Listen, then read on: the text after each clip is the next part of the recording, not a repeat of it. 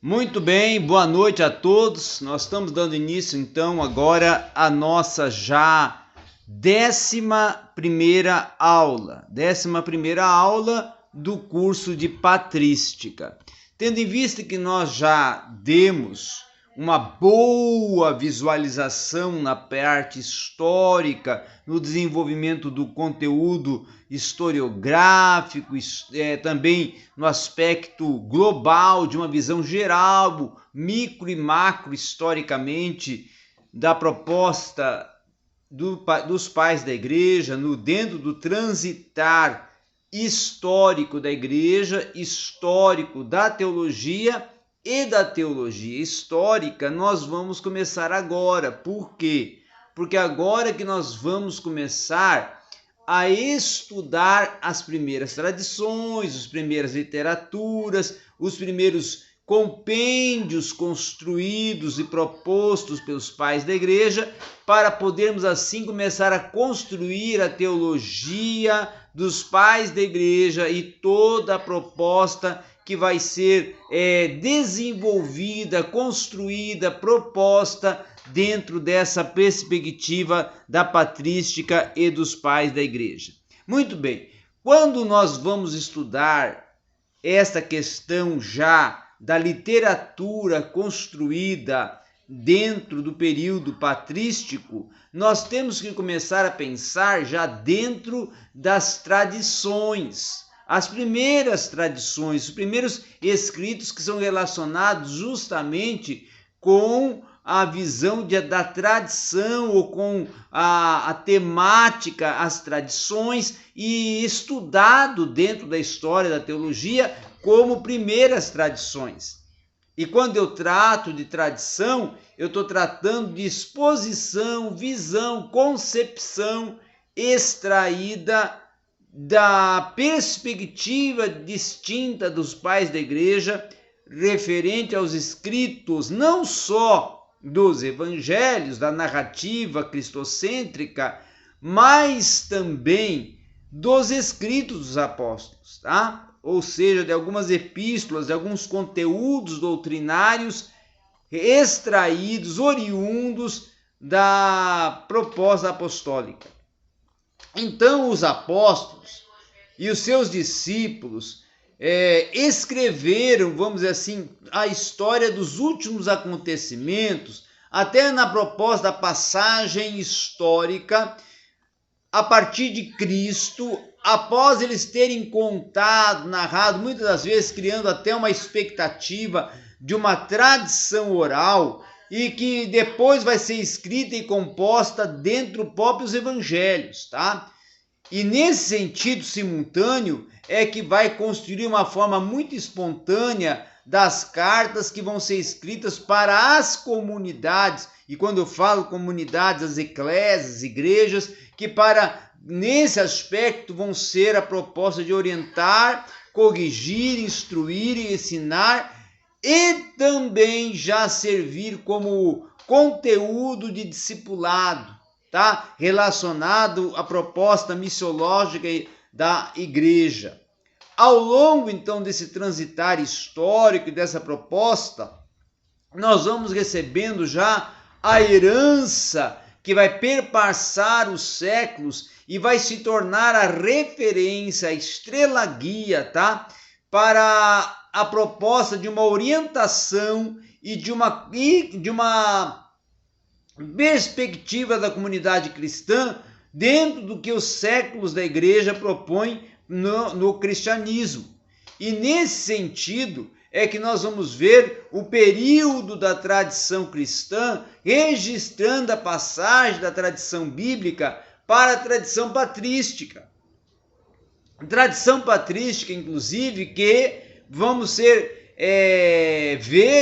ver que ela foi construída dentro de dois sentidos ou dois modos distintos, que são a tradição oral, que é o credo apostólico, e também a tradição escrita, que vai se tornar então o didaquê, tá?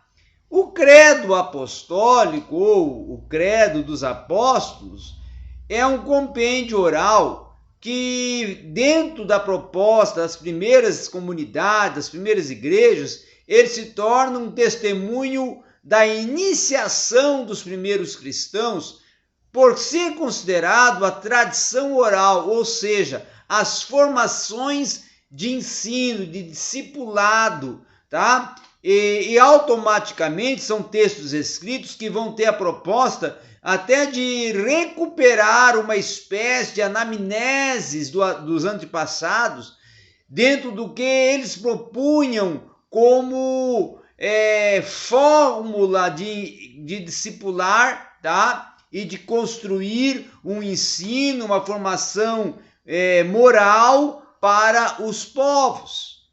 Tá? Uma outra questão também é que vai ter um princípio recuperador de ensinamentos da fé cristã, como até era ensinada pelos próprios mestres dentro do cristianismo. Tá? Uma forma apresentada essa em 12 artigos, e de uma forma sintetizada, que vão acreditar que esta era usada na instrução dos primeiros catecúmenos, os primeiros discípulos, os primeiros, aqueles que estão sendo introduzidos na fé cristã, aí eram denominados e conhecidos como catecúmenos, tá? Que era justamente um símbolo apostólico, o termo catecúmeno, tá? Utilizado para novos convertidos. Diz inclusive, uma lenda contada nesse sentido dos apóstolos, que depois do período do Pentecostes, foi separado para pregar o evangelho alguns que definiam e que tinham já o entendimento sumário dessas doutrinas e desse formulário para poderem assim discorrer esse conteúdo nas suas pregações, tá? E este símbolo apostólico, o catecúmenos, era uma síntese de, vamos dizer assim, das principais verdades do cristianismo a partir de uma revelação de Jesus Cristo para compor ali uma normativa ética comunitária a fim de ir moldando o caráter, o comportamento, o padrão do cristão dentro do cristianismo, tá? Outra questão importante também, que esse conteúdo do credo dos apóstolos, ele apresentava uma fé pautada num só Deus, era uma fé monoteísta, e também apontando Deus como o ser absoluto, criador de todas as coisas, criador da humanidade, criador do universo, senhor dos céus e da terra, e depois apresentando a Cristo como a encarnação do Verbo, como gerado pelo Espírito, não é? Nascido biologicamente de uma mulher, e também nesse contexto vai então desenvolver toda uma narrativa e um ensino, uma instrução sobre a Trindade, como que era desenvolvido, o que eles criam sobre a Trindade, Deus Pai, Deus Filho, Deus Espírito, as operações distintas de cada um e a essência dos três em um só, defendendo assim a triunidade de Deus, tá?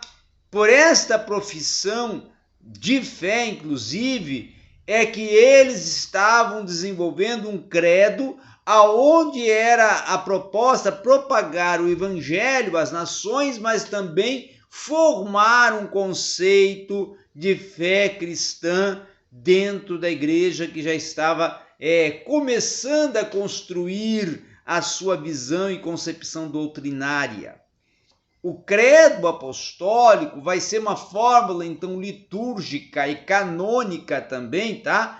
Pela qual os novos fiéis vão ser considerados misticamente incorporados ao povo de Deus, tá? É uma proposta de formar para a incorporação dentro do corpo de Cristo e tornando-se assim amadurecido espiritualmente através do credo dos apóstolos, está apto para pertencer ao povo de Deus. Aí, nesse sentido, é que vai surgir agora o grande, vamos assim, estigma do cristianismo, que seria o símbolo, tá? E o símbolo vai ser compreendido que o símbolo mais adequado para ser utilizado para representação do cristianismo como símbolo seria o peixe. E aí é que a partir desse período da patrística que vai começar a ter essa utilização do peixe como símbolo do cristianismo. Então, os primeiros cristãos, eles vão viver sob o estigma da perseguição e eles vão ter uma inscrição de jurisdição imperial romana dentro da proposta que o próprio império submetia. E um dos símbolos mais importantes dentro da igreja, nesse período do cristianismo, era a cruz. E era o cristianismo conhecido pela cruz. Então, esse seria o selo dos cristãos, tá? Se o império tinha o seu selo, o cristianismo tinha o selo, a cruz, que se encontrava em túmulos dos cristãos, nas casas dos cristãos, nos lugares de culto, nos templos sagrados, tá? E era justamente assim a identificação de uma igreja pertencente ou de um templo pertencente ao cristianismo. O símbolo muito peculiar, o peixe, que era apresentado inclusive como uma espécie do sinal secreto dos cristãos, tá? Tinha a proposta de uma figura de um peixe desenhada como um monograma, com as iniciais da profissão de fé, Jesus, Filho de Deus, Salvador, ou seja, Iessos Christos Theos Hios Soter, no grego, tá?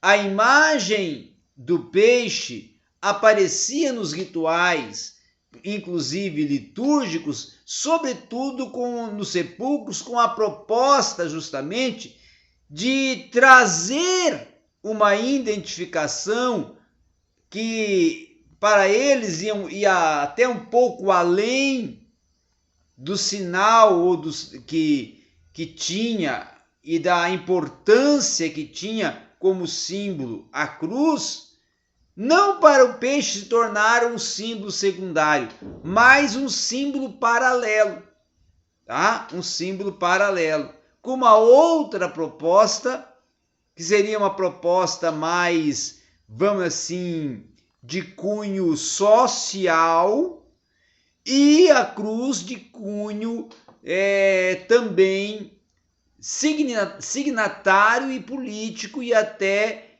vamos assim, religioso, tá? Então a cruz tinha uma